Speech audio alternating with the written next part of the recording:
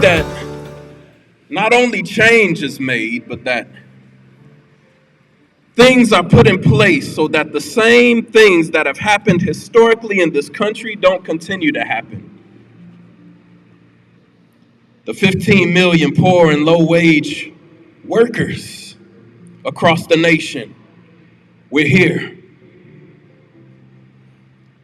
The mass assemblies of 31 to 40 plus states that today are starting off this 40 plus week action and leading up to the election, making sure that we vote the 99.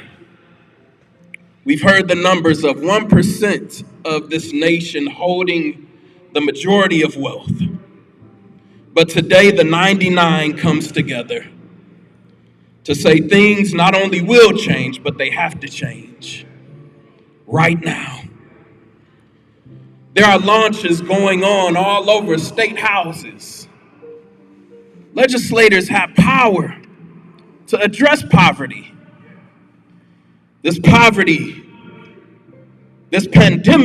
of poverty, which is the fourth leading cause of death here in the United States. This pandemic of poverty, which sees over 800 people die globally due to poverty. We're here.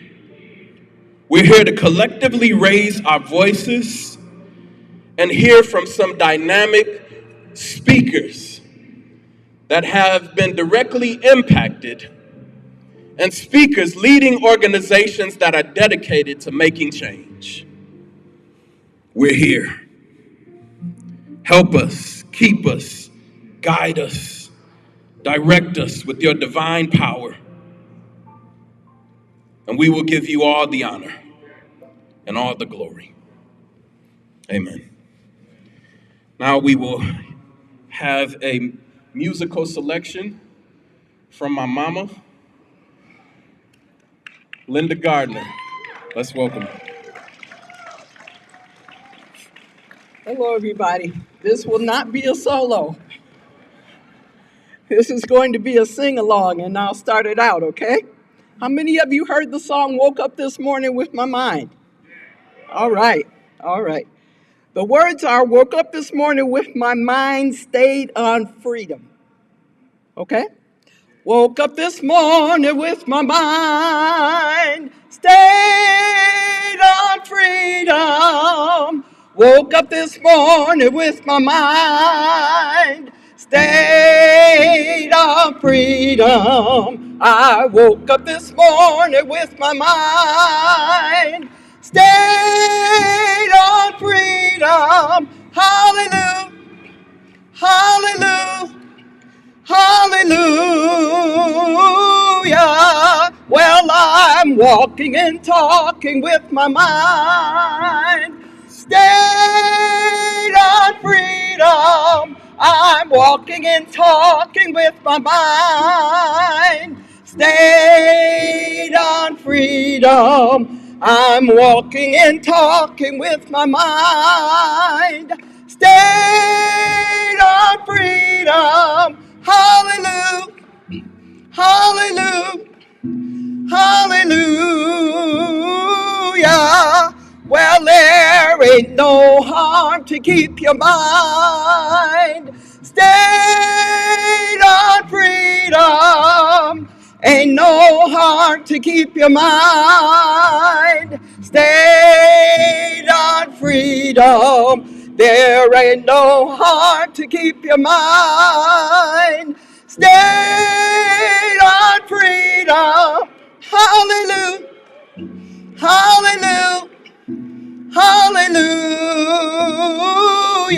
One more time. Woke up this morning with my mind stayed on freedom. I woke up this morning with my mind stayed on freedom. I woke up this morning with my mind stayed on freedom. Hallelujah, Hallelujah. Hallelujah.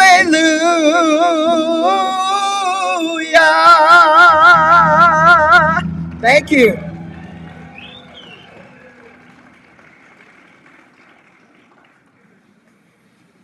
Thank you.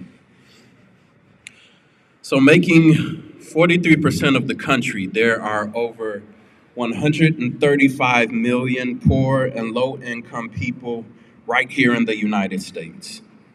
Here in Michigan, there are 1.8 million people, or 37% of the workforce, earning less than $15 an hour.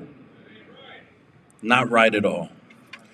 This includes 1.5 million adults and 26%, 0.7 of Asian and Native workers, 21% of Black workers, 57% of Hispanic workers, and 33.9% of white workers. And 47% of this number are working women. And 59% of this number are working women of color. So here today, on March 2nd, we are demanding, not asking, we are demanding that lawmakers engage with poor and low-income voters and the issues that impact our lives if they want any of our support. No longer is our vote free, but you're going to have to work for it. There are some things you're going to have to do, and let's start with the right thing. Next, we will hear from one of our impacted speakers. If Nia could start making her way up. Healthcare is a huge issue here in the United States, specifically healthcare for all. And as we talk about the percentages that are over 60% of working individuals, low-income working individuals, over 60% don't have health care. And that's just here in Michigan. Imagine what the numbers are nationwide.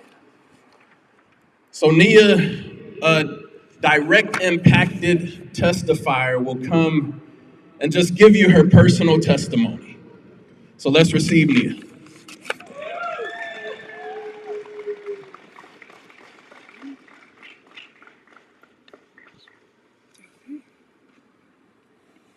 Well, hi, everybody. I'm a little out of my element, but I appreciate and I'm so honored to be here to speak in front of y'all. A little bit about me. I come from a long line of hardworking people. So I have, in the last 10 years that I've been working, I'm 22 now, had more jobs that I can count on two hands. Anything from a professional muralist to working with kids and teaching to working in cybersecurity. But at the heart of it all, I really just love helping people. And I'm blessed to have 2 parents and 3 grandparents that love me very much and have watched me grow and have done their best to support me. But one thing that I've watched them do, in addition to making sure as best they could that we had everything that we needed, was compromise their health for it. And it hurts to watch because they are the foundation of our community. People like my grandparents who worked in the Chrysler plants, and my grandma who was a CNA for 40 years, who just retired during the pandemic. And our lives really changed at the end of last year when that grandma who was a CNA, she worked 7 to 7, third shift, and I never heard her complain, not once. She loved her job. She was trying to get back into it. She had 2 strokes back to back within a week of each other. And it became clear that instead of putting her on the path to get back to work, we were going to have to walk that path of recovery with her. And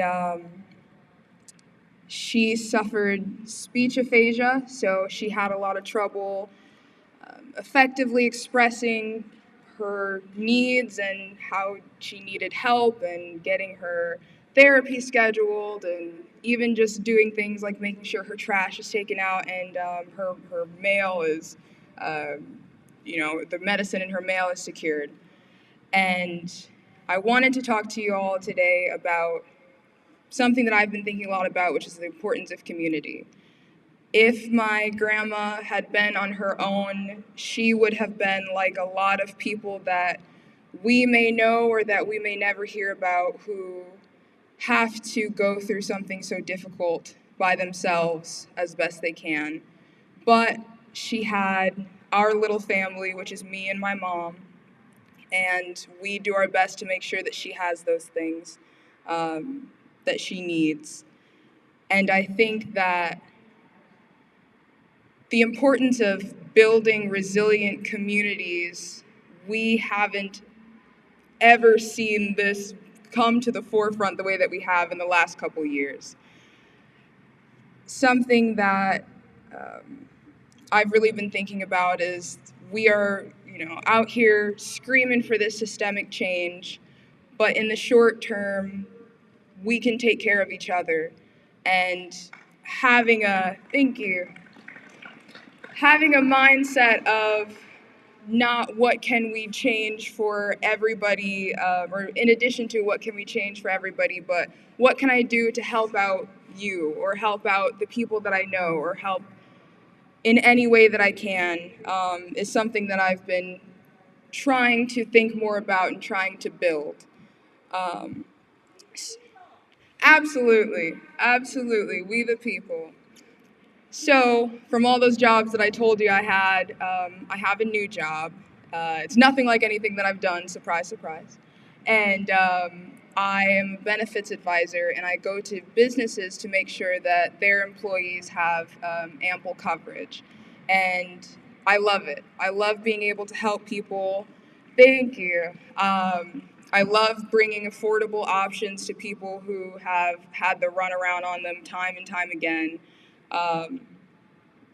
And most importantly, from all the businesses that I go to, whether they partner and work with me or not, I've been doing my best to build a community of Michigan businesses where hopefully in time I'll be able to shout out their services and make sure that their name is heard, by all of us and as much of Michigan as I can get to. Because I also believe that one way that we can help our communities is by keeping our dollars in our communities, making sure that we're hiring people in our communities, giving them opportunities that maybe they don't have access to otherwise, but because someone knew someone, we're able to get them what they need. So I really appreciate y'all's time, and two things to leave you off with. I challenge you to think of a business that you know, think of groups of people that you know, and share as much of that as you can, because we need to be the foundation on which we build success and prosperity in our state, in our cities, in our neighborhoods. And even if you, after this, if you want to come up to me and connect with me, I'll do my best to shout that out from the rooftops in my travels as well. And last but not least, I want to leave y'all with a quote from Henry Ford. Coming together is a beginning. Keeping together is progress, but working together is success. So I appreciate your guys' time. Thank you so, so much.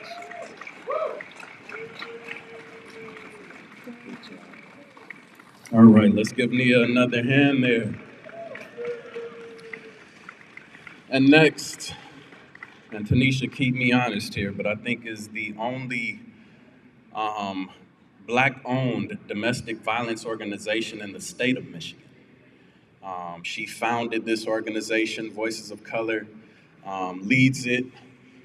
She also pastors here locally in the city, and just does a myriad of things throughout the city here, but also throughout the state and abroad. So I want to bring up Tanisha Ashakur as she's coming up. What we do know is that domestic violence, especially during COVID, was on the rise. And when we get into the weeds of gun violence in reference to domestic violence, this is an even bigger issue.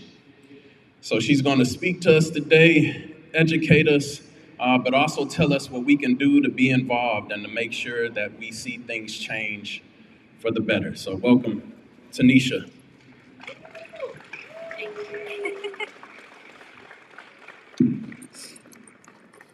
Good afternoon. I had to think about the time, y'all. Okay, so I realize being up here, I can't see as well as I used to. But again, I am Tanisha Ashakur. I am the CEO and founder of Voices of Color, a domestic violence nonprofit, and I'm also a domestic violence expert and survivor who has dedicated my life to helping victims and survivors of domestic violence. I am now also a domestic violence intervention facilitator for a veterans intervention program that is focused on accountability of the perpetrator and the impact of domestic violence. So what is Voices of Color? How many of you have heard of Voices of Color? Woo! Get excited for Voices of Color too. Thank you. Okay, so Voices of Color is a nonprofit organization that aims to empower and support individuals affected by domestic violence, particularly those from marginalized communities. Our mission is to educate and prevent domestic violence for all races, ages, religions, genders, sexual preferences, and actively work towards restoring self-empowerment for victims and survivors. We provide crucial resources, advocacy, and empowerment for individuals facing these challenges. Again, as I said, I am a domestic violence survivor. I was abused by an intimate partner back in 2007, where I went through all the phases of emotional, mental, physical abuse until I was being raped, and he actually held me in a room for over 3 hours and called his family and said he was going to murder me. So I stand here before you not as someone that just does this work, but also has the education and the personal experience to give you this information. So when we talk about association between domestic violence and gun violence and gun violence are intricately linked. Research shows that the presence of firearms in domestic violence situations increases the risk of homicide by 500%. Guns escalate the severity of abuse and makes it harder for victims to escape dangerous situations. Every month, an average of 70 women are shot and killed by an intimate partner, with over 4.5 million women reporting being threatened with a gun by their intimate partner. Access to a gun makes it 5 times more likely that a woman will die at the hands of their abuser. In nearly half of mass shootings, with 4 or more people who were killed, the perpetrator shot an intimate partner or family member. Firearms are the weapons of choice for domestic violence homicides in America, with female intimate partners more likely to be murdered with a gun than any other means combined. These statistics underscore the critical need for action to address this intersection of domestic violence and gun violence, highlighting the urgency for comprehensive strategies to protect individuals from these lethal threats. There are several factors that contribute to domestic violence homicides by a gun. Access to firearms. Abusers' access to guns significantly increase the risk of intimate partner homicides. Firearms are the most common weapon, again, used in domestic violence homicides, with nearly 2/3 of females killed with a firearm being murdered by their intimate partner. I do want to indicate, you will hear me saying her, she, predominantly, but I do want to reference that we do understand that domestic violence is not just perpetrated by men, it also is perpetrated by women, but it is severely underreported. So even though you will hear me preference more so with statistics, her or she, understand that voices of color, we recognize that men also can be the victims and survivors of domestic violence as well. Threats and assaults with guns. Threats or assaults involving guns, along with threats to kill, prior acts of domestic violence, stalking, extreme jealousy, attempts to choke, and forced sex increase the likelihood of intimate partner homicide. The increased risk. The presence of firearms in domestic violence situations escalates the risk of multiple fatalities. Abusers who possess guns tend to inflict more severe abuse on their partners, leading to a higher incidence of intimate partner violence involving firearms. Coercive control. Abusers often use the mere presence of a gun to coerce, threaten, terrorize their victims, causing significant psychological harm even when the weapon is not discharged. This is one that many people don't think about when we think about gun violence, is the mere presence of a gun and what message that sends to victims who are in intimate partner relationships. This coercive control can lead to a heightened risk of lethal outcomes in domestic violence. Eliminating gun violence in domestic violence, what does that look like? To combat domestic gun violence in domestic violence, we must advocate for stricter gun control measures, such as universal background checks, red flag laws, and restrictions on firearm access for individuals with a history of domestic violence. And education on safe storage practices is also vital to prevent abusers from accessing guns.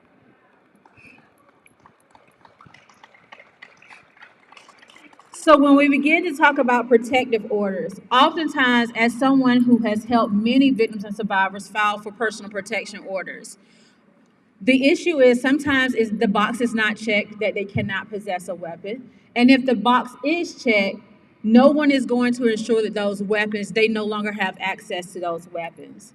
And so when we talk about protective orders, all 50 states in the District of Columbia have civil domestic violence protective orders, with many states prohibiting the purchase and possession of firearms by individuals subject to the order. Firearm removal laws. Some states have specific removal laws that detail how respondents must surrender their guns to ensure compliance with protective orders. These laws include procedures for relinquishing firearms to law enforcement or other identified parties, as well as compliance hearings to verify they are adhering to that. The federal law enforcement, while violations of federal laws prohibit individuals subject to protective orders from purchasing firearms are prosecuted, it is more common for those individuals to be prohibited from purchasing guns rather than facing legal action. And I say this because it simply is the case of what we're seeing now with domestic violence. A lot of times, by the time a perpetrator, an abuser, is prosecuted for intimate partner violence, domestic violence, it is not their first offense. And oftentimes, they are given the opportunity to plead down, and that ends up becoming a problem because it's not their first time. Preventing access. Laws aim to prevent individuals convicted of domestic violence crimes or subject to protective orders from accessing firearms. States have implemented procedures for temporary removal of firearms from domestic violence incidents and individuals prohibited from firearm possession under state or federal law. So where does Michigan stand right now as it pertains to these effective ways of gun control, of gun sense when it comes to domestic violence? Michigan has implemented new laws to address the intersection of guns and domestic violence. These laws aim to protect victims by restricting firearm possession for individuals subject to personal protection orders due to domestic violence incidents. Governor Whitmer signed significant legislation related to domestic violence and gun violence in Michigan. And here are some of those key laws that were passed. And we should be clapping about these because these were significant changes. And there were a lot of people at the table every time, Moms Demand Action, a lot of advocates and victims and survivors telling their truths to get bills passed. And it has been a long journey. So, thank you to everyone who has had a voice in it. Senate Bill 471, Senate Bill 528, and House Bill 4945. These bills created an 8-year ban on carrying or distributing firearms for those convicted of misdemeanor domestic violence. The legislation aims to prevent abusers from accessing guns and expanded offenses related to domestic violence. So we had it in place if they had a felony charge for domestic violence. They had the 8-year ban, but it did not apply to misdemeanors. And it is significant because most are charged, even if it's felony, they can plead down, and it ends up being a misdemeanor. And so there were no consequences, or the victims were still under that fear once they were coming out of incarceration. House Bill 4945. That updates sentencing guidelines to prohibit individuals convicted of domestic violence from buying or owning firearms, providing crucial protection for victims of domestic violence. Senate Bill 83. This bill, also known as Extreme Risk Protection Order, or you may hear it as ERPO, or Red Flag Law, allows for the temporary removal of firearms from individuals deemed a risk to themselves or others due to domestic violence incidents. This measure allows for temporary firearm confiscation in situations where there is a clear risk of harm. This is one amazing bill because that is our issue when it came to personal protection orders. Firearm ban for domestic abusers. Individuals convicted of misdemeanor domestic violence charges now face that 8-year ban on possessing, using, transporting, or selling guns and ammunition in Michigan. This law extends protection to survivors and aims to prevent further harm. The universal background checks. The bill establishes universal background checks for all firearm purchases in Michigan. This measure enhances safety by ensuring that individuals who do not qualify to purchase guns are unable to do so, contributing to the overall reduction of gun violence. The safe storage requirements. Another key provision requires every gun owner in Michigan to safely store their weapons. This measure is a common sense approach to preventing unauthorized access to firearms, particularly by children, and has a broad public support for its potential to save lives and enhance community safety. These laws represent crucial steps taken by Michigan to address the intersection of domestic violence and gun violence, providing enhanced protection for survivors and measures to prevent abusers from accessing firearms. The penalties for violating the gun violence prevention legislation signed by Governor Whitmer in Michigan includes fines and potential jail time. As I come to a close, in Michigan, 65% of women killed by intimate partners were killed by a gun. Gun violence in Michigan costs $1,683 per person each year. Gun deaths and injuries cost $16.8 billion each year, of which $380.5 million is paid by taxpayers. Having gun sense laws in place for domestic violence is crucial for several reasons. Preventing intimate partner homicides. We talked about how domestic violence victims are 5 times more likely to be killed.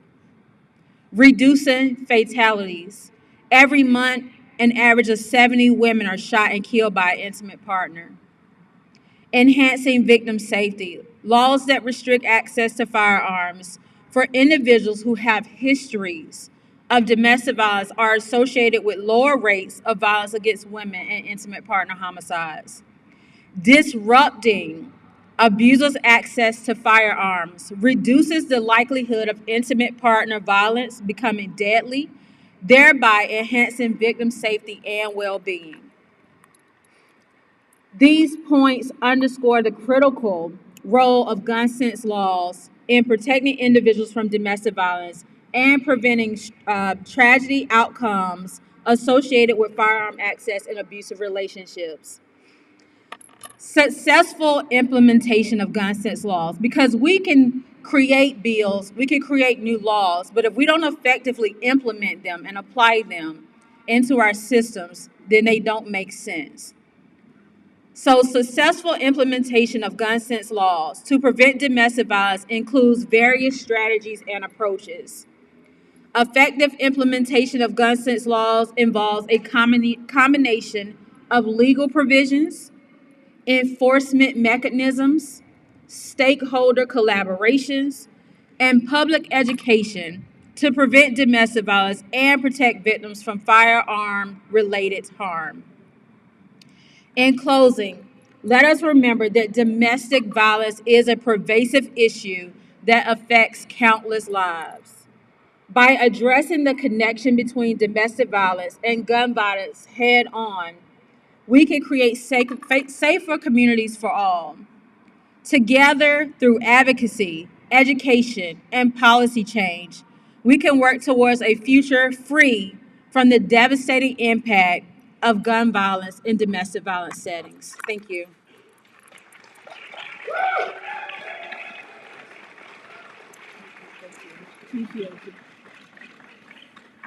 Let's give Tanisha another hand there. As we go through the different issues that we face here, it was important for us to make sure that we also have some legislation that's in place that we're fighting for. So as you all hear the issues, also hear the different laws and legislation that is being submitted so that we can support it beyond today. Does that make sense? So next we will have a speaker, Kelsey. Kelsey is one of the lead organizers with For Our Future. She is not only a part of an awesome organization, helping to lead an awesome organization, but she is also directly impacted by a lot of the issues that we are fighting for and advocating for today. So Kelsey, she does so many things, not just here in Lansing, but nationwide. And the time that I've gotten to know her, she's been nothing but awesome. And her heart has been really true when it comes to seeing systemic change and sustainable change. So let's welcome Kelsey.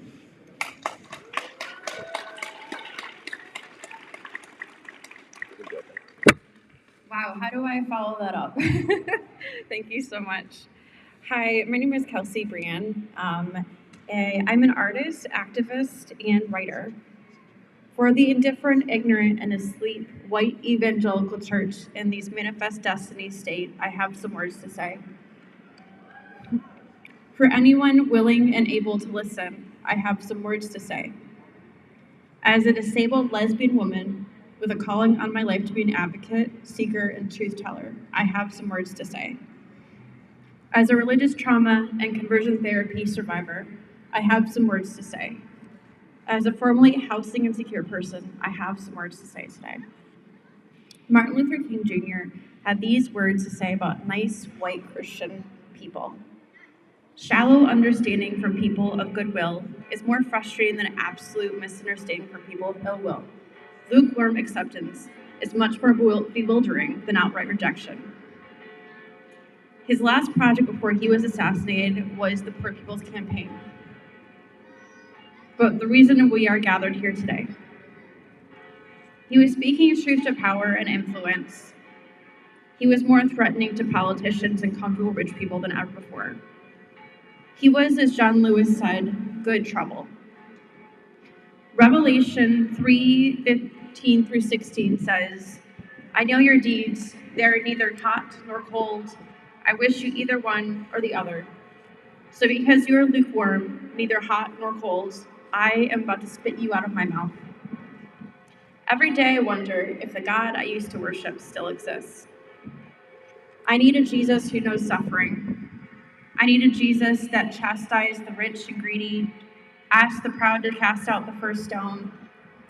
When their conscience was cleared, consoled the woman at the well, fed the 5,000, did not complain about handouts, turned the tables of those destroying the floor pan in his father's home, who set the captive free. Wake, O sleeper. We are choking on the consequences of indifference to an incoming apocalypse.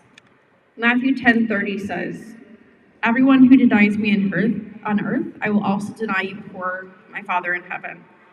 And I ask you today, who is God here on earth if we are created in his image? Is God staring you as an unhoused person, your best friend who needs an abortion, your coworker who is dealing with domestic violence, a man on the bus who is shivering needing his next hit of fentanyl, or the kids in cages along the border, the mothers of the miscarried, the ones who are doing deep breathing in the hallway before they stand up for themselves, the woman I spoke to recently whose parents died rationing insulin, the single dad who is deciding between gas for their car and food for their table. I once heard the amount you love the person you can't stand the most is the same amount that you love God. Wake up from your dry bones. Your neighbor does not need your pity. Your neighbor does not need thoughts and prayers and empty promises. Your neighbor needs you at the ballot box, at the protest, at the rally.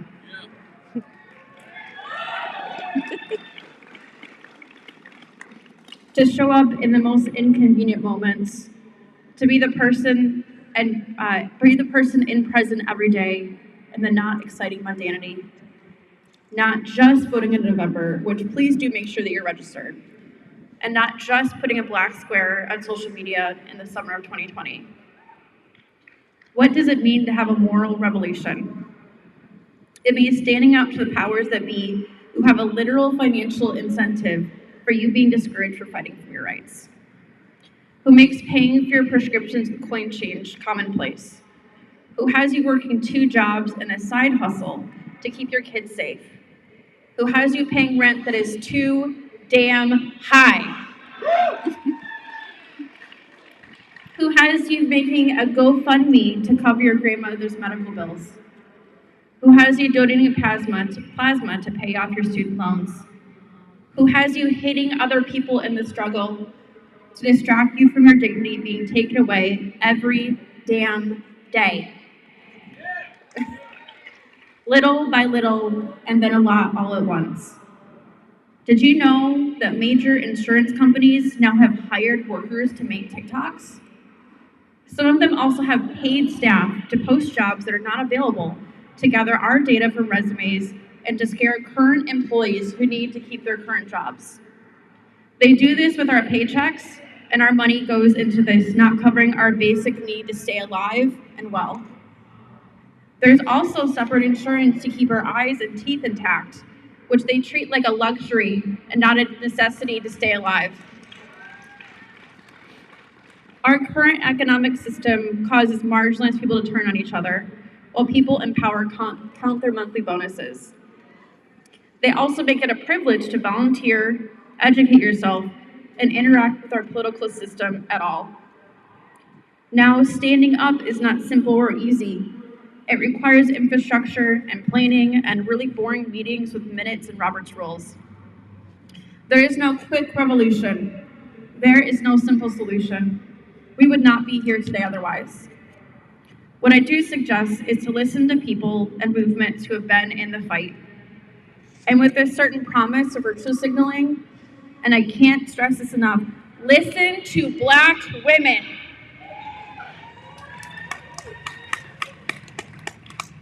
I can say with confidence I would not be here on this stage to speak to you today if it was not for my friend, Miss Irene, who mentored me and educated me on my own harmful beliefs and was incredibly patient and understanding. White folks, Black folks do not owe you this at all. It is our job to speak into our communities, both calling out and calling in relationships. Listen to the old hippies who have canvassed, held the picket line from scabs getting through, and created peace and love. Listen to LGBTQ activists whose very right to exist has been in question now more than ever. Listen to Indigenous water protectors who have been tending to the earth and know her well. James 2:26 says, "As the body without the spirit is dead, so faith without works is dead." 1 John 3:18 says, "Let us not love with words or speech, but with actions and in truth." Be the hands, be the feet, speak the truth. There are many local movements here in Lansing in particular to get involved with. The Fledge at 1300 Eureka Street has felt more like church than anything I've ever been to before. It's an old church behind the spare professional building that houses Punks with Lunch. Punks with Lunch to food distribution provides harm reduction supplies and a clean needle exchange program. We don't like to think that people do drugs, but it's a reality, especially with the opioid crisis.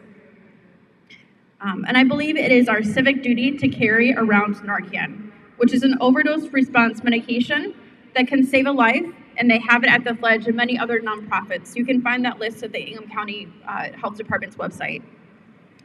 My organization that I work with is For Our Future Michigan, and we connect communities with their lawmakers and create actions based upon your most important values that you showed up for today. Please look around for my coworkers over in that direction over there. Can you raise your hands? Okay. Talk to them. I also want to spotlight both the Renters and Homeless Bill of Rights that our State Representative Emily Devendorf, can you raise your hands, Emily? There you go. Emily.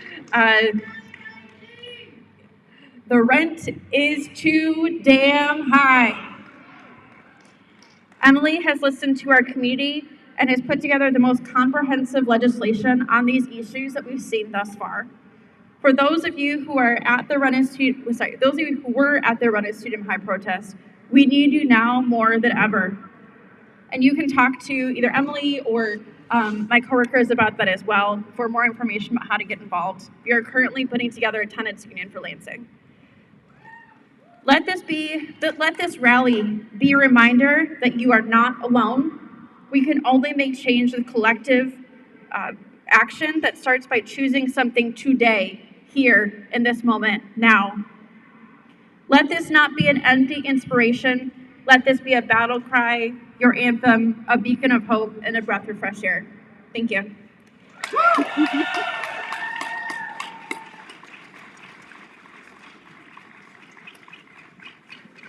Thank you, Kelsey. Let's give her another hand here. She spotlighted some organizations that I just want to reiterate as well. For those that don't know, we call the Poor People's Campaign not an organization, but an organism. And what that looks like is us having coalition with other organizations. So we don't want to hog the spotlight, but we want to make sure that we spotlight all organizations that are a part of the work that we all collectively do here together. Some folks from faith would understand that we're different members of the body, but one body, right? So the Fledge, Jerry Norris, I think I saw Will from the Rent is Too Damn High here, and many other organizations that are doing some great work throughout the state here. So we want to make sure we continue to spotlight them for the great work they're doing. You all ready for a song? All right, let's get to singing, and then after that, we are going to hear from another dynamic speaker, Johnny. So after the song here, I will introduce Johnny, and we'll keep it rolling. All right?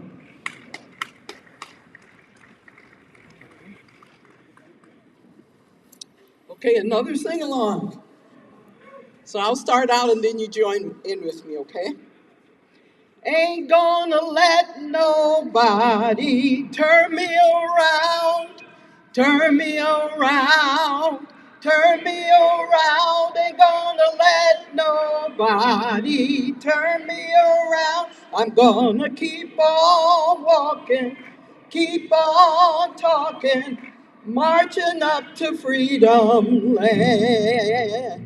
Ain't gonna let principalities turn me around, turn me around, turn me around. Ain't gonna let principalities turn me around. I'm gonna keep on walking, keep on talking, marching up to freedom land.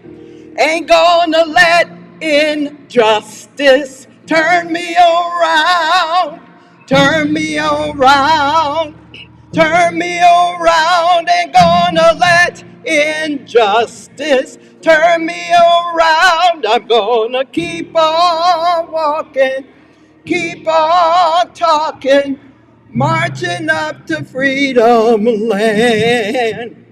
Ain't gonna let the rulers of darkness turn me around, turn me around, turn me around. Ain't gonna let the rulers of darkness turn me around. I'm gonna keep on walking, keep on talking, marching up to freedom land. Ain't gonna let nobody turn me around, turn me around, turn me around. Ain't gonna let nobody turn me around. I'm gonna keep on walking, keep on talking, marching up to freedom land. All right, you ready? Next, we will have Speaker Johnny Deutschman. That is the VP from UAW Local 1753. We have the union in the house. Come on, let's make some more noise for the union. I appreciate Johnny that does some great work, not only with what he does from day to day, but the advocating he does that is very selfless. For those of you that do any form of advocating, you know you have to have some tough skin of sorts. And you get a lot of shots that come your way.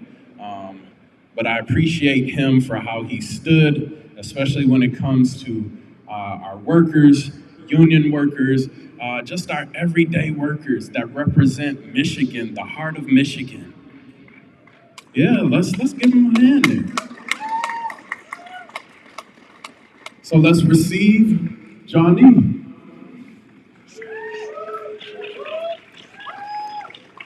Hi, everybody. Good morning. I don't plan on what to say. I just go with the freestyle. I was asked to speak about the stand-up strike, but before I talk about the stand-up strike, I got to say who I am. I'm a community man, right? If the community needs anything, I'm a man of service. All you got to do is ask. That's the way we work, right? If it's terrifying, like today, right? This is terrifying to me. Speaking in front of people eats my soul alive, but I know it's necessary because the speech and communication and the community needs to hear our voices from the workers and from every aspect of our community, right? So I'm GM CCA, Tier 2 employee, which means I'm working next to people that are making a lot higher wage than I am.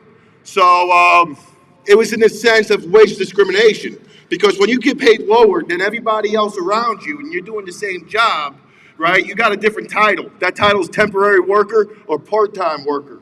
And that is just an excuse not to give us health care and not to give us livable wages, right? We do the same job, but we're not getting paid the same rate.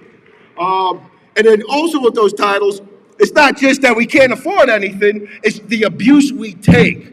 Because a temporary worker is a second-class worker when it comes to the industrial fields, when it comes to the steel workers, when it comes to the automators, when it comes to construction. If you're a part-time flex worker or a temporary employee, you're going to take a lot of abuse. You're going to take abuse from your union brothers, your union sisters, the management teams. You're going to take abuse from everywhere you go because you make less money, right? And I remember I've been with GM since 2015. I only got 6 years hired in. I was a 3.5-year temporary employee. They bounced me all over the place. They use us and abuse us. 7 days a week, 12 hours days, Saturday and Sundays. I remember it like it was yesterday. The pain was insane. But it was only temporary employees that had to work like this. Everyone else, they had a beautiful contract.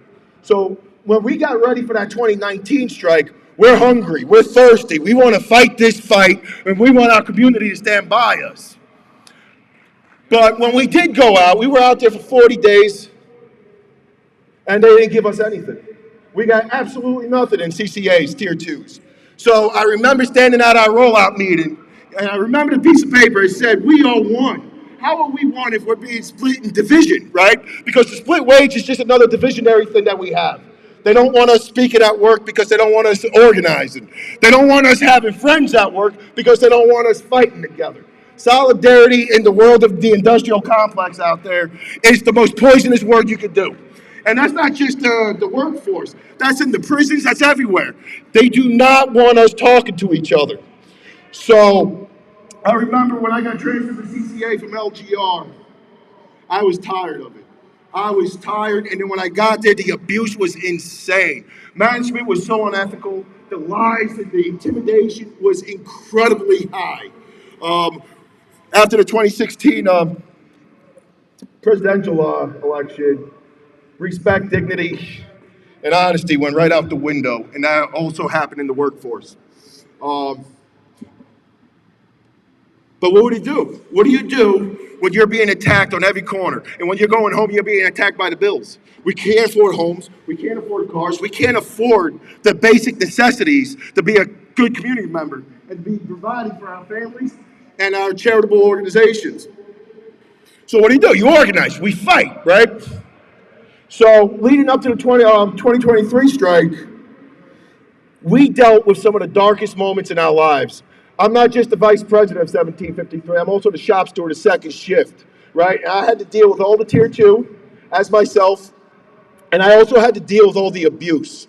Because when you have the younger seniority, Tier 2, the abuse was, the past 2 years, I will be completely honest, it was the darkest days of my life. I had to tap out for 3 months on stress leave because dealing with the management team, the way they had it, was just too much insane. And it brought me to the brinks of suicide because the fight and the fight and the fight 24/7 does take a toll on your soul.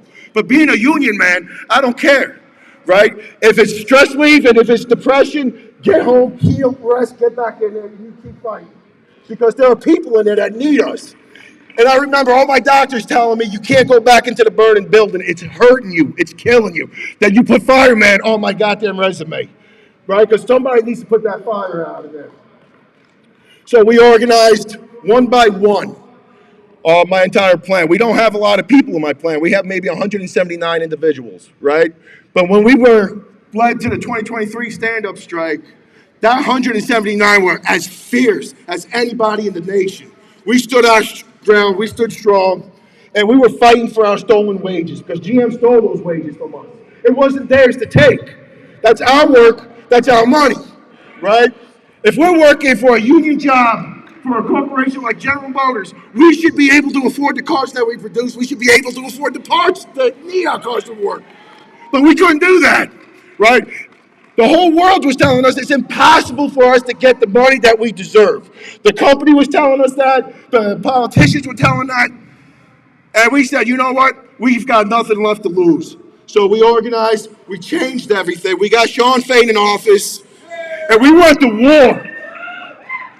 Because when you affect a union worker, or when you affect any worker in the workforce, and you treat them like garbage, and you treat them subhuman, what do you think that does to the community, right? If you harass me all day, every day, and I go home, and I have kids and a wife, am I going to be a good father? Am I going to be a happy father?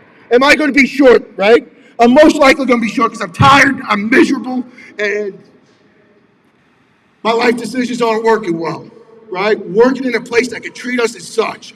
But this is why I love the UAW. Walter Reuther has always told us before he met his demise that solidarity is the answer to everything. And it's not just a union thing. The union cannot work without our community. So when I was asked to speak today, it is the highest honor because as a community man, I need to speak to my community because my members live in this community. We represent all bodies, people of color, women, indigenous. We deal with LGBTQ, TT. So when there's a rally, we must be here speaking. When it's asked of us, we must. Fear doesn't matter in this game, right? So when we went out for the 2023 strike, the mood was different. We were not going back in unless we had what's ours. And Sean Fain did a phenomenal job getting our negotiations leverage. And I wish she was here today, but Arnie Stevenson, she was my chairperson. She was the one that negotiated the CCA contract, and she got us the biggest victory in the nation. She made us square again. And because of that, now we have a decent wage. It's not just a BS job anymore, it's a career now. And all the hostilities inside that plant, with all the fighting we did, we eliminated all those hostilities. 15 to the date no longer have jobs on the management team. Right now, we are dealing with good supervisors. We had to fight 5 years for this, but now we got it. Now we got good ethical supervisors that work with us. They might be a little bit afraid of us, but good. But good. Please bear with me, guys. When we were out there on the 2019 strike, it was a tough one because we had people bashing us the entire time. The community wasn't on our side because we weren't out there in our community. But the 2023 strike was a bit different. We were out in the community. We were at these rallies. We were speaking on the podiums and on the steps and on the stages because we understood the necessity that without the community, we cannot win anything. And the 2023 strike, to me, the most important aspect was the poll number. 89% of the American people approved what we were doing. And never thought that would be possible. Never thought that'd be possible. And then when we won, the effects of that are just spreading like a wildfire. We're tackling in the South. We're getting all good wages to good workers. And whatever is not a union workplace, we're out here organizing. So if you work in a hostile work environment, if you work with unethical supervisors or bosses that treat you subhuman and don't treat you with the respect you deserve, fight. Join a union. Sign up. Organize. Get involved with your community. Because when I was out there on the line, Emily Devendorf, she helped us. She had our backs out there for our futures. They were there every day, day and night, in the rain, in the cold, in the wind. But that's our community of Lansing. That's how we do it in this town. We have each other's backs and we fight together as well as we advocate together. So if you guys are afraid, if there's anyone afraid to speak up, so what? Speak up anyway. Speak up anyway. If you're afraid to be bold and say that this is not right, too bad. Today is not the time to be scared. Today's not the time to be quiet. Speak up, be bold, and fight for your dignity and fight for your respect. And if you need any assistance, please find me. Please find me. I do not say no. I might be terrified. I might not know what to say. I might not know the right words. But we will fight alongside you and we'll get you a better deal. The Poor People's Campaign is such an amazing campaign because our workers are poor. We shouldn't have to be like this. This is the United States of America. So, thank you so much for letting me speak. I hope that made sense.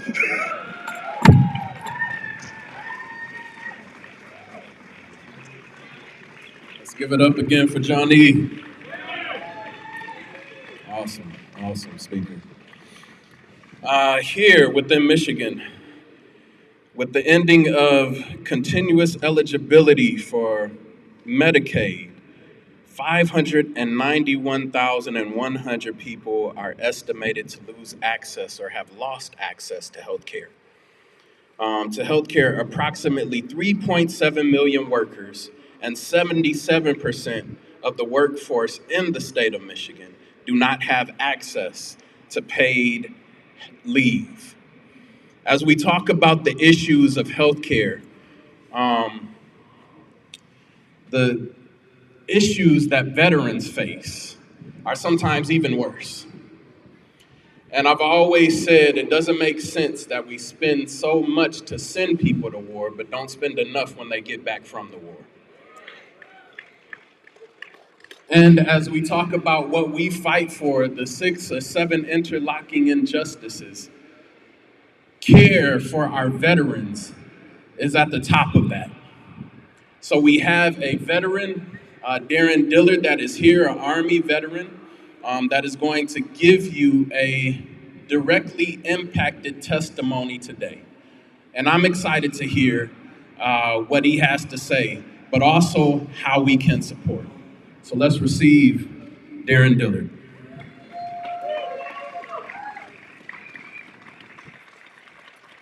Good afternoon.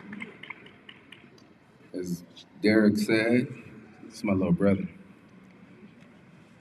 The government spends trillions and trillions of dollars to send us to war, but they don't tell us what we have access to when we come back.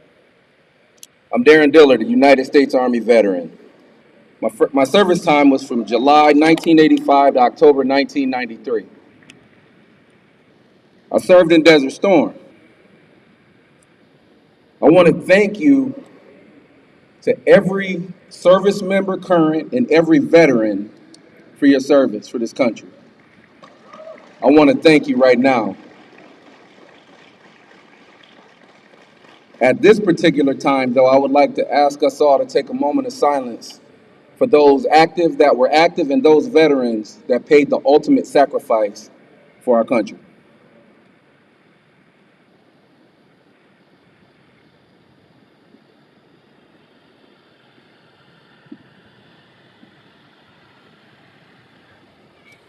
Thank you.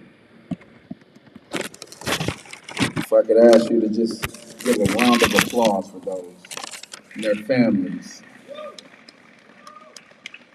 We ask God to just continue to bless their families in their absences. We made commitments to our country, understanding that the commitment could be to death. We lived and embraced the mottos, "This will defend," "Semper Fidelis," not for self, but for country. Aim high, fly, fight, win. Semper Paratus.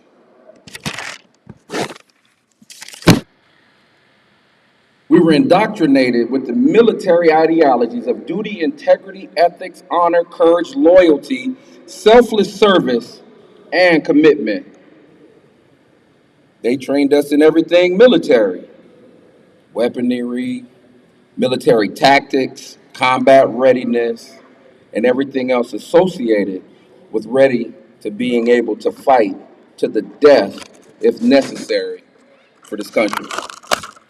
We did our part.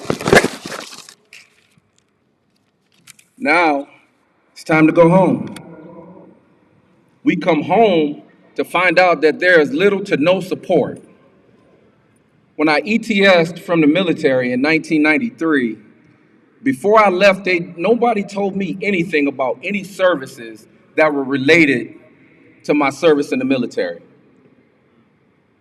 1993, it wasn't until 2022 that I found out that I had access to service-related disability.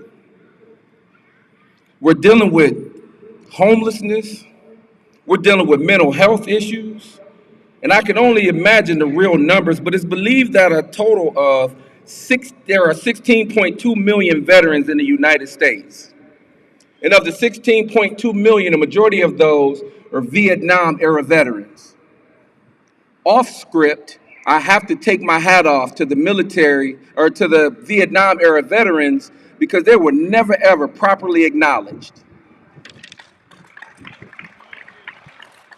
When we came back from Desert Storm at Fort Benning, Georgia, we were having a parade and we realized that the Vietnam-era soldiers and veterans weren't included in our parade, and a lot of us protested, and eventually they were represented.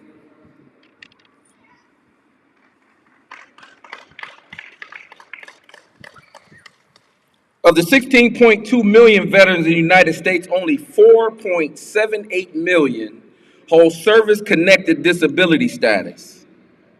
That's only 29.5%. I guarantee you that there are a lot more that have service-connected disabilities, but because we're not made aware of what we have available, folks don't know to apply. You don't even know that you're able to get the assistance that you need.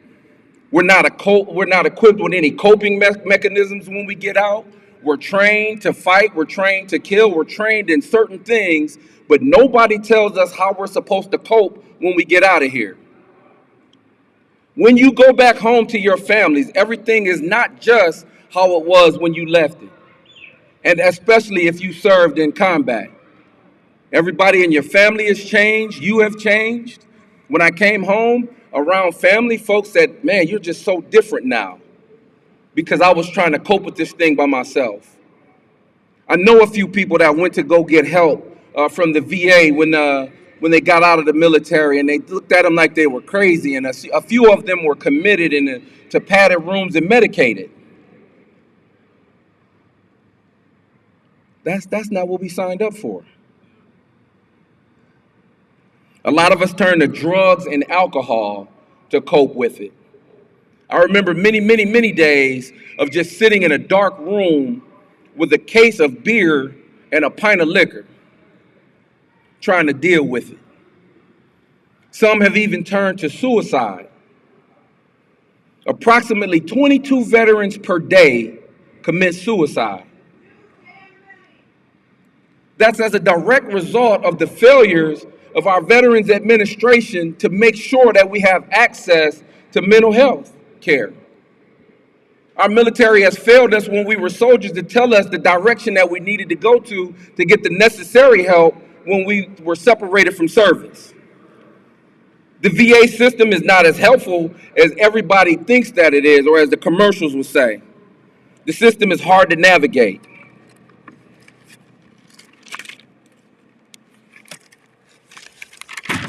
There are long wait times.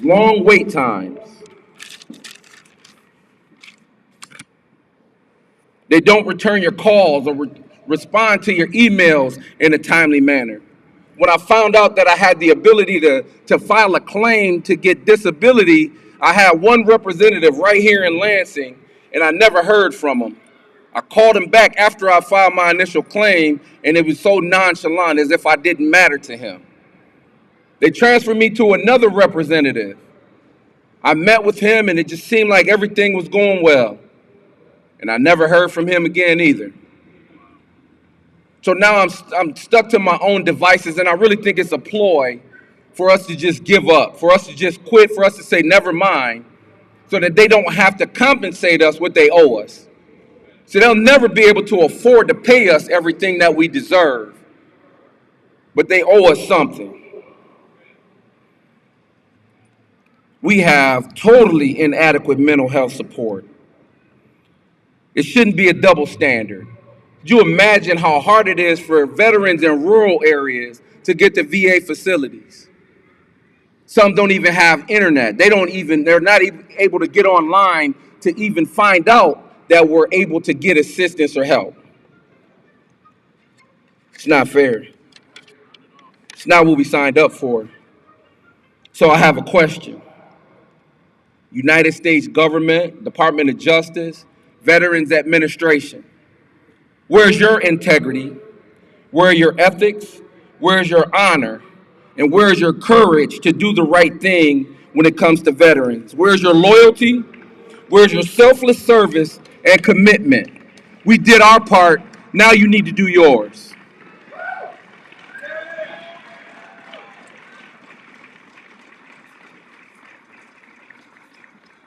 Let's give Darren another hand there.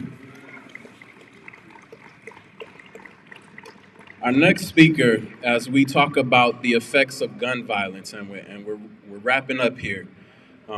We have a couple more, and then we're wrapping up. Our next speaker, as we talk about the effects of gun violence, and how it's affected all of us in some way, shape, or form. Her testimony as a direct impacted testifier is personal.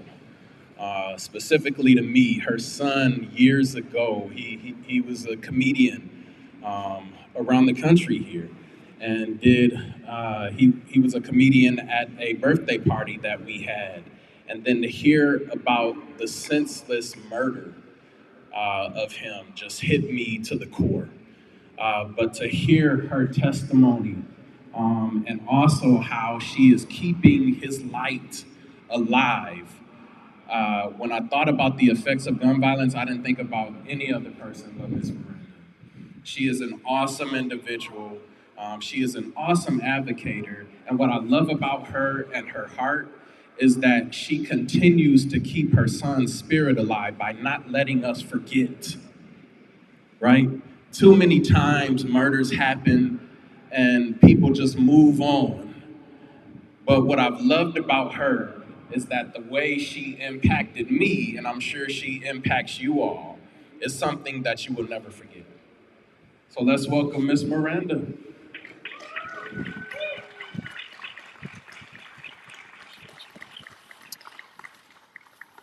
First, I want to give honor to God, who is truly the head of my life. And had it not been for Him bringing me through this tragedy, I would not be here today.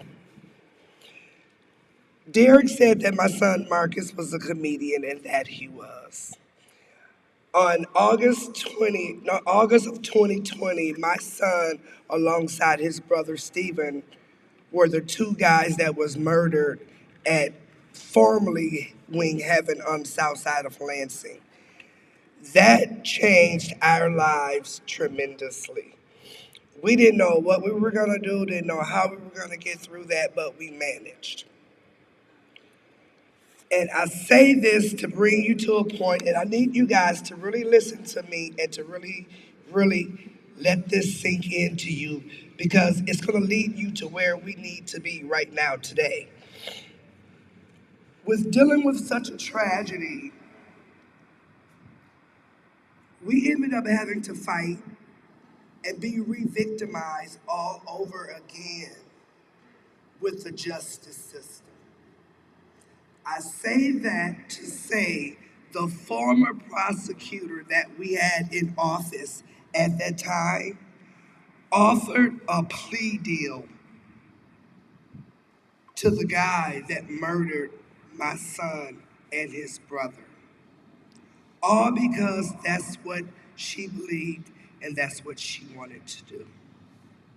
She was an elected official that we voted into office. And I stand before you as an example. And I'm not the only family that happened to. Plea deal after plea deal after plea deal. And I don't know how much you guys follow with the political side or anything like that, but I say that to say the same prosecutor that offered the plea deal to my son, to the guy that murdered my son, is the same prosecutor that offered a plea deal to the young man that did the shooting at MSU. Let that sink in. Yes, this is where we are. This is where we are. So, as a community, these are people that we elect. We put them in office, and it's time now for us as a community to take our community back. Make our elected officials be held accountable for the decisions and the things that they do. They work for us. We don't work for them. We elected them. They are where they are because of us. And it's time now, in the year 2024, our lives is literally on the line. We need to get out. We need to go door to door, knocking on doors, getting people making sure they're registered to vote. Because come November, we don't know what side of the aisle we're going to be on. And it is so important that we do that. Now I want to take you back to my son, Marcus the comedian. Out of his pain, out of my pain, we turned his death into a purpose. We created a nonprofit, Marcus the Comedian Foundation. We also have a website, marcusjackson.org. If you want to go on there, you can read our mission statement and you can see what we're all about. But the most important thing I want to leave with you about my son, Marcus, is Marcus was a giver. Anybody that knew him knew that he was a giver and he would give you the shirt off of his back. Even in Marcus's death, Marcus gave selflessly. And with that being said, Marcus decided that he wanted to be an organ donor. With Marcus's organ donations, Marcus was able to save 7 lives.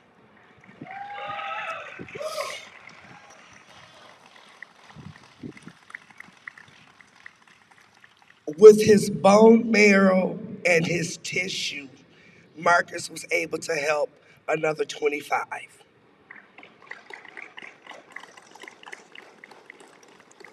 So as I stand here before you as a mother who chose to turn our pain into a purpose, I want to say to you, not only get out to vote, maybe you should consider also signing up to be an organ donor as well. And I want to say, dear, thank you for the opportunity today.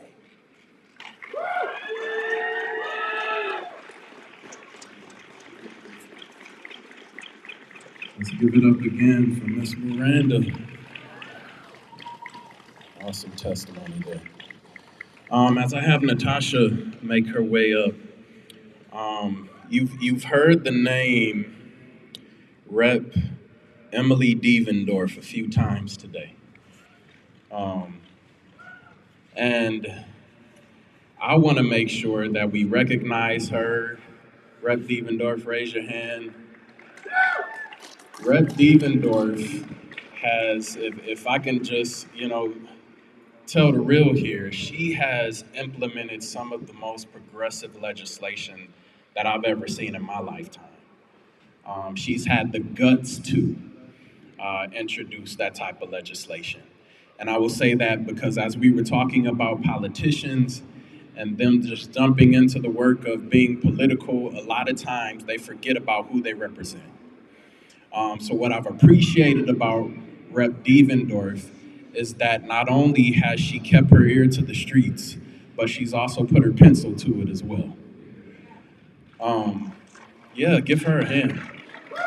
Because too many times our politicians get beat up, but then they don't get recognized for the good work that they do. So I want to make sure that we recognize her. And in recognizing her, I also want to make sure that we speak to the legislation that she's been a part of, and also the legislation that as we talk about all of these things, that we can direct back to. So as we talk about housing, as we talk about our unhoused, as we talk about so many different things, I want to make sure that that's spotlighted. The legislation to change these things is spotlighted so that we can truly support it and push it all the way to completion. All right? So let's welcome somebody that's near and dear to the Poor People's Campaign here. She is a selfless worker and advocate, mother, business mind, organizational mind, so many different things. The list goes on when it comes to Natasha. Anything, and she fills the gaps, right? Anything that needs to be done, Natasha is right there. Hey, what can I do? I have this suggestion. Can we do this? Like she is just not only a wealth of information, but a wealth of support. So I just want to say publicly, Natasha, I appreciate you for all you do, not only for the people here, but the people statewide. So let's welcome Natasha.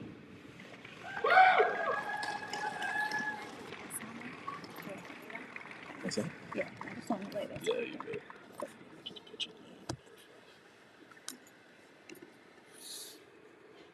Good morning, Poor People's Campaign.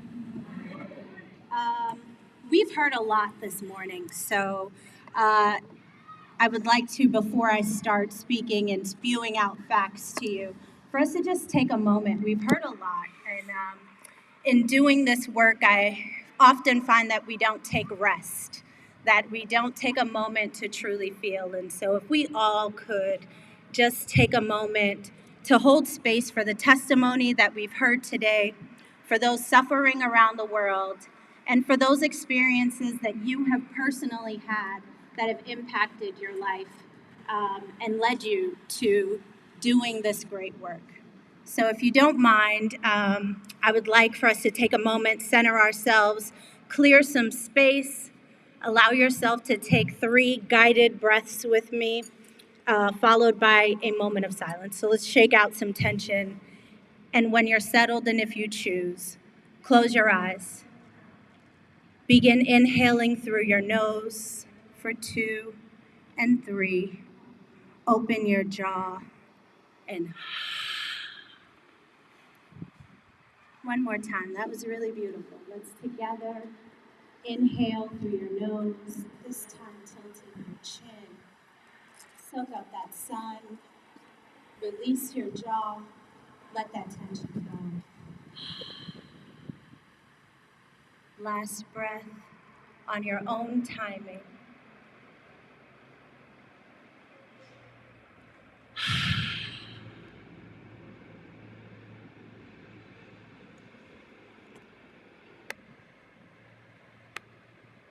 That was beautiful. Thank you, everyone, for doing that with me. So as Derek said, my name is Natasha Atkinson, and unfortunately, my story isn't much different than the stories that you've heard today. More than 3 million low-income voters, just like me, are joined with millions of Michiganders experiencing the pinch of the housing crisis. And like many of the communities that I have been to, spoken to, and have been a part of, we are tired of the senseless gun violence destroying our communities. Now we have to acknowledge the problem, and now that we've done that, we can begin to identify the different paths to a solution. And to be clear, there are different paths to the solution, and they all have to happen simultaneously. We can no longer accept piecemeal policy that doesn't actually fill the gaps or meet the needs of our community. Our community is more than vocal about what it needs and what we need in order to remain productive and to feel valued in our communities. I will also acknowledge that Michigan does have things to be very proud about. Michigan's working family tax credit was increased from 6% to 30%, putting more money in the pockets of hardworking families in our community. Our retirement tax is on its way out, providing relief to our seniors who are living on a fixed income. We have passed House Bill 4276, which takes steps to bring down prescription drug costs. That is just the beginning. We need to continue to be pushing legislation that makes healthcare affordable. Healthcare is a right. We cannot forget free lunches for every single student in Michigan. Communities across our country are looking to us as an example for this legislation.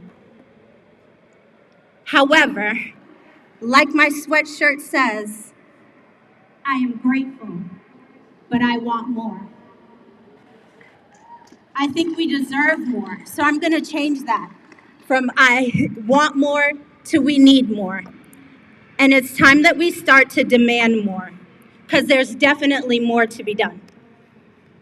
We need policies like the Renters' Bill of Rights, a package seeking to rebalance the power between landlords and tenants. These bills include things like relocation assistance when the landlord fails to upkeep the property and it is red tagged. Fair chance housing, which prevents the consideration of criminal history, which is preventing a plethora of our community from obtaining housing. Credit history, eliminating credit history as a means of considering a rental application. If we're not paid a living wage and we have to decide between prescription drugs and a credit card bill, or rent or a credit card bill, and then you penalize me for not paying the credit card bill and I can't find housing. It is time that we support the right to counsel, which guarantees that all renters have assistance when facing an eviction. And bills like rent stabilization. All of these bills that I have mentioned are collecting dust in a committee. The relief that so many Michiganders need is just a vote away. And this prior speaker was absolutely correct that we do need to hold legislators accountable.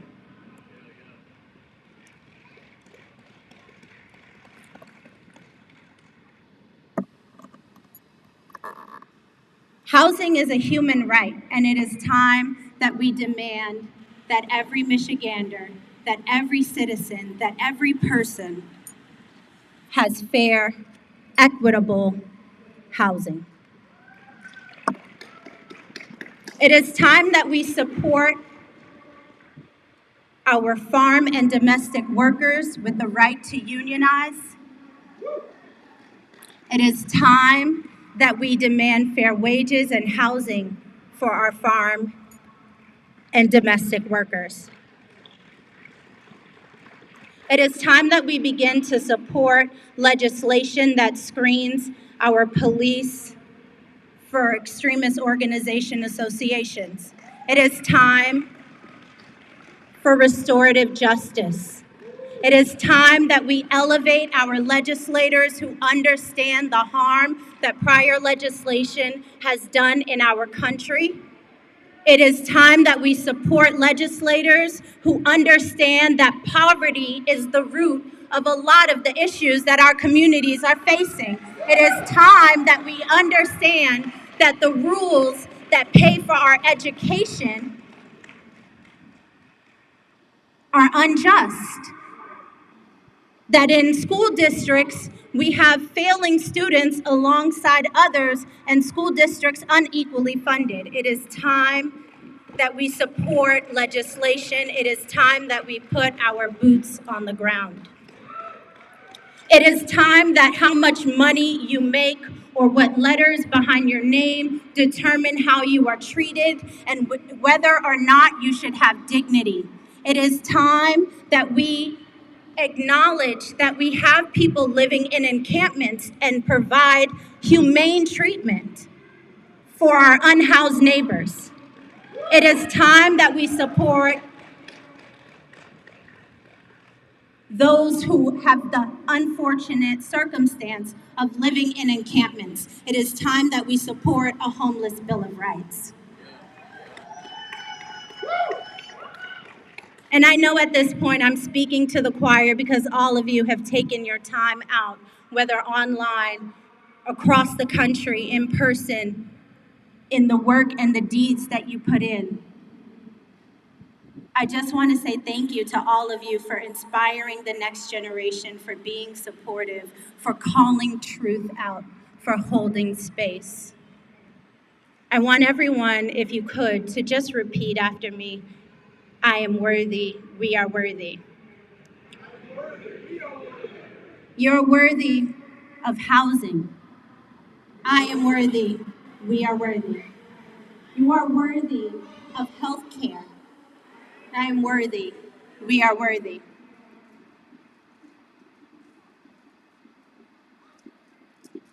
You are worthy of being seen, heard, cared for, and loved, supported by your community. I am worthy, and we are worthy. Thank you so much.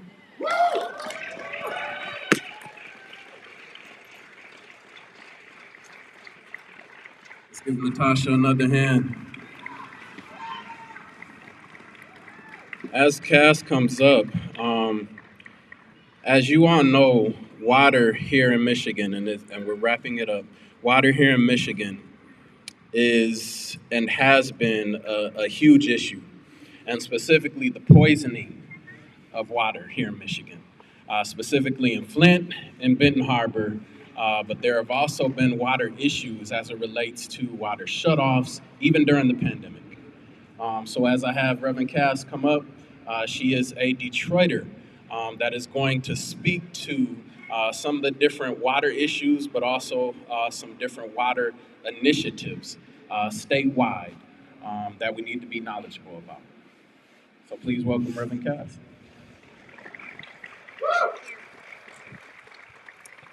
Good afternoon, everyone. Water is essential to life, and we cannot live without water. I have been working on the issue of water for the past 12 years. I have been personally handling casework of individuals and families that cannot afford their water bill and get their water shut off. It's just devastating to hear the stories and just trying to pay from one bill to the other, and also seniors, those who are handicapped, those who have large families, just even individuals that cannot afford their water bills. There have been hundreds of thousands of water shutoffs across the state of Michigan due to families in hardship. And when water is shut off in your home, you cannot flush your toilet.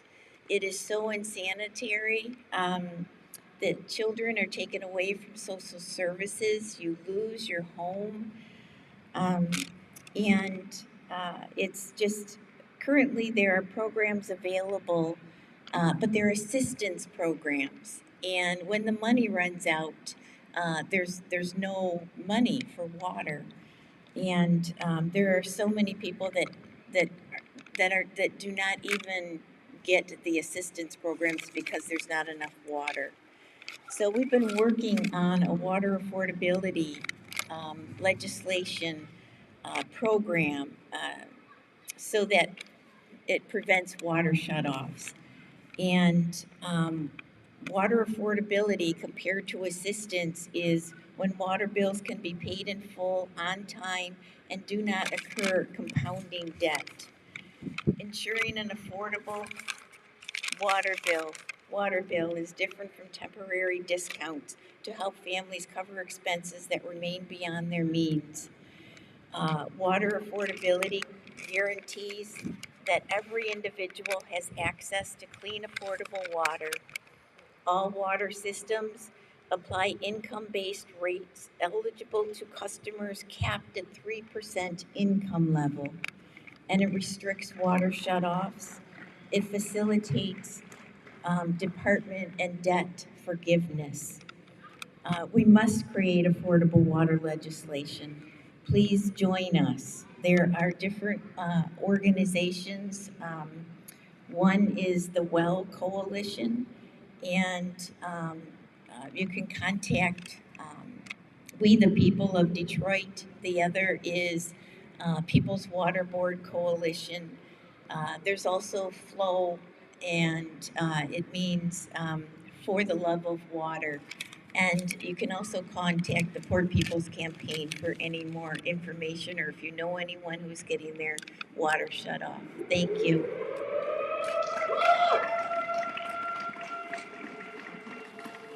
Let's give it up again for Reverend Cass.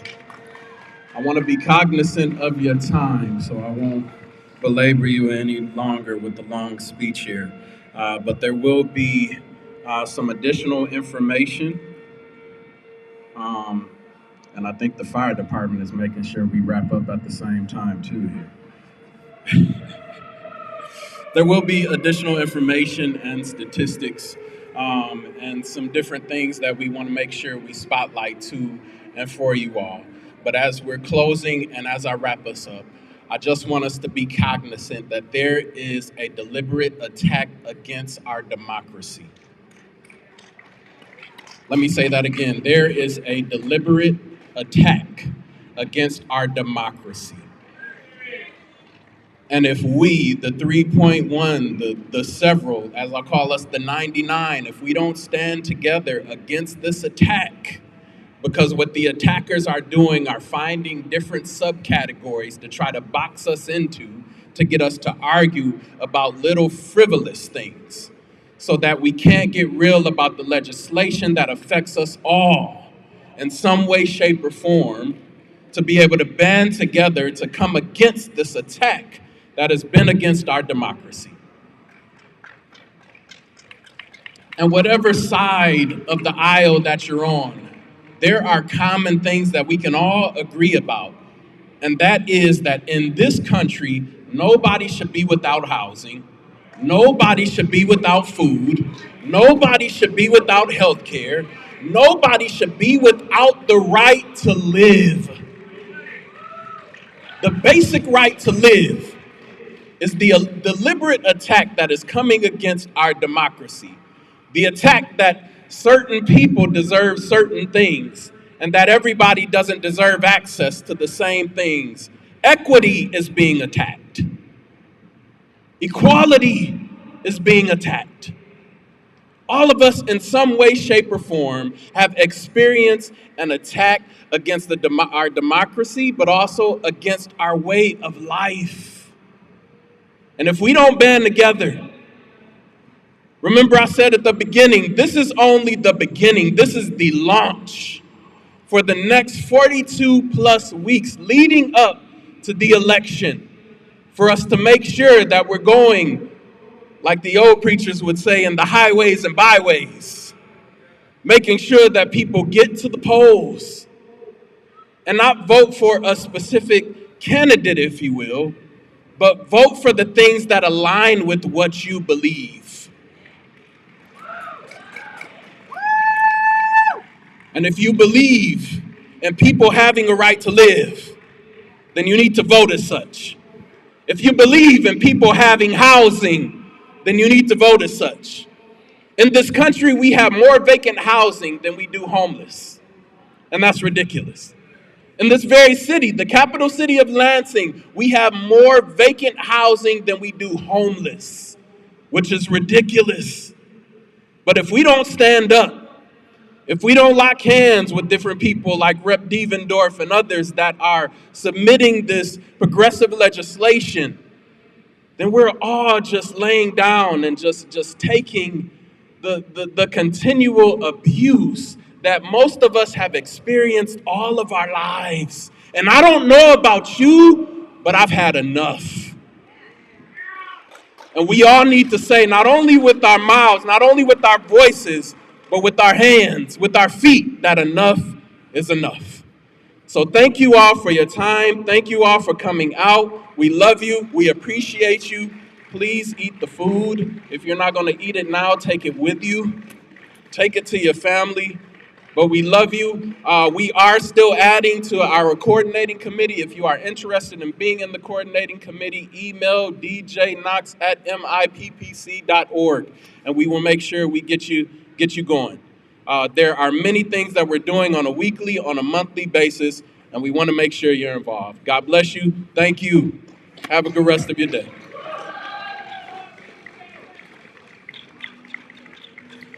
Yes, forward together. Forward together. Forward together. All right, I did want to, we're wrapping up sound, but the stream is still going. So if anybody has a personal testimony that they want to give during the stream here on Michigan Poor People's Campaign page, we want to make sure you have that time to be able to do so. Thank you.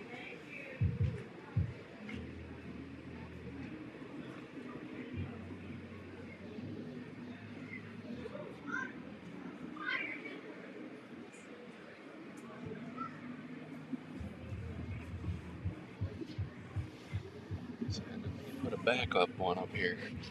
I know he's gonna be like, where's it at?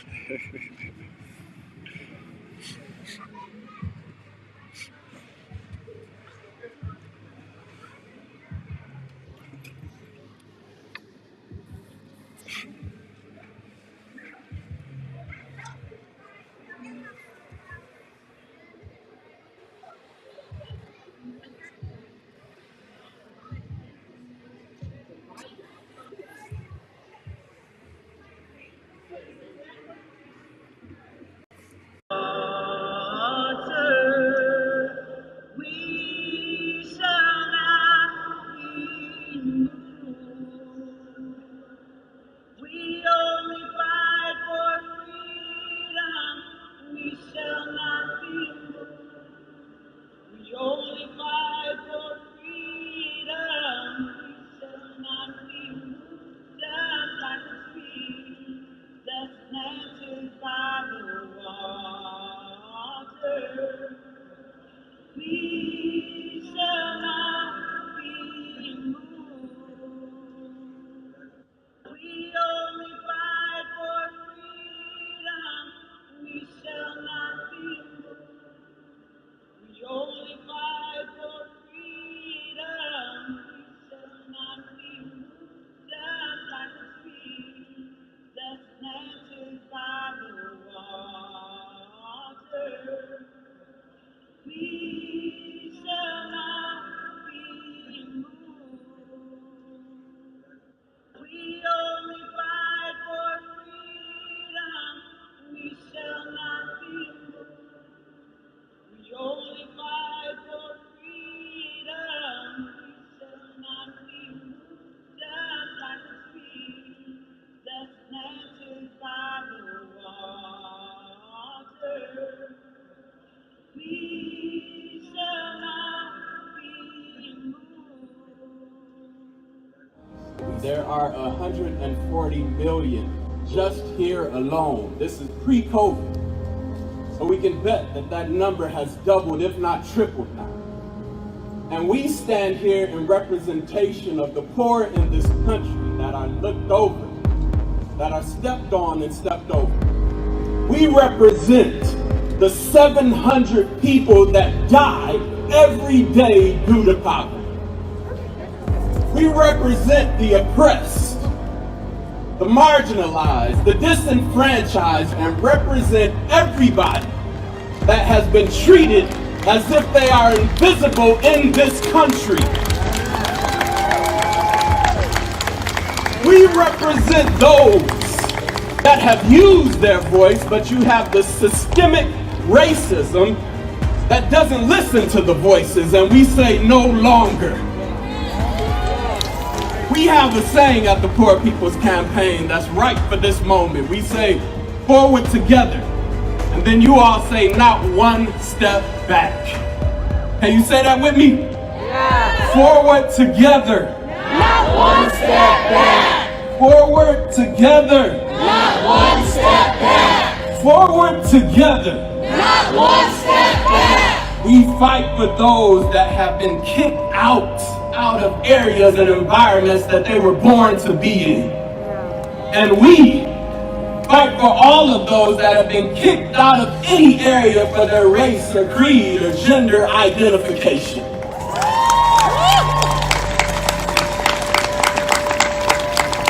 We represent the people not only that want change, but are demanding change.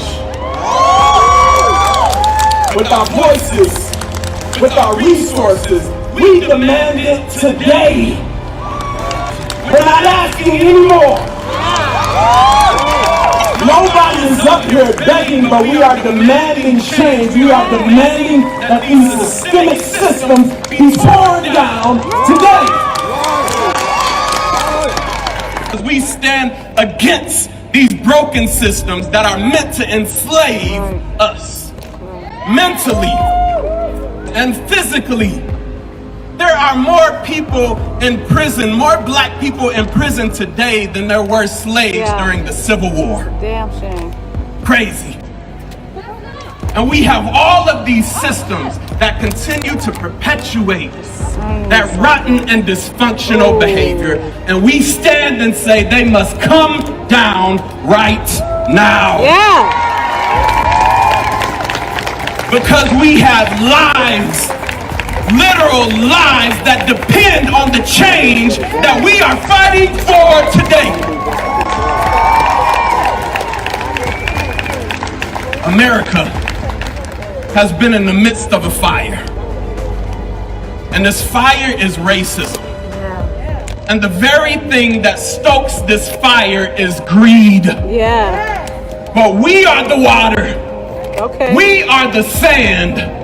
We are the many different rocks that come together and put out this systemic fire that has tried to keep us down too long.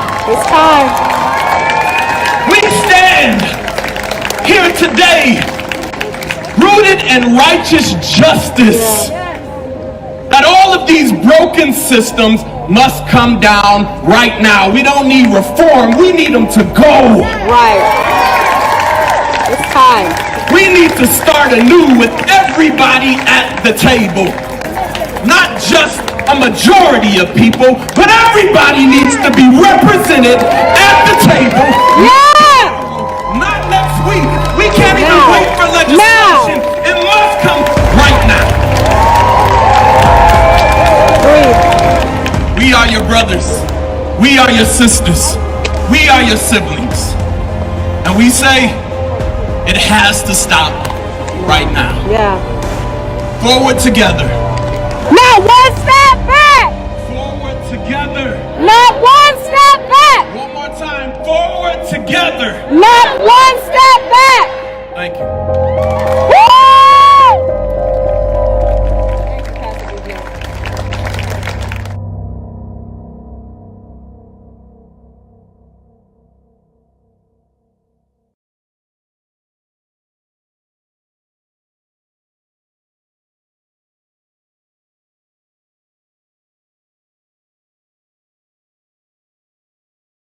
There is unity and strength in numbers.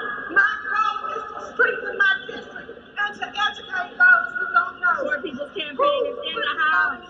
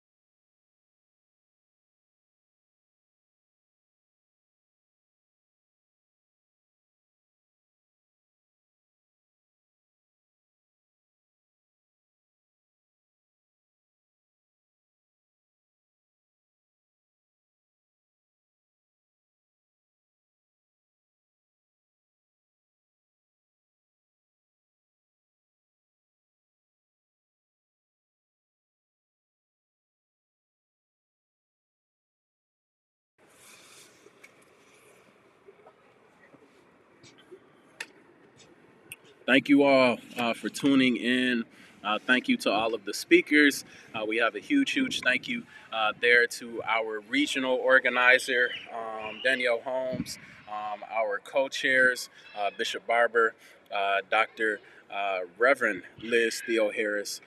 Thank you to all in the coordinating committee, to all Michiganders that are trying and fighting for legislation and advocating for legislation to make this state, make this country, make this world a better place. We appreciate you. We love you. And this is the end of the stream. Goodbye.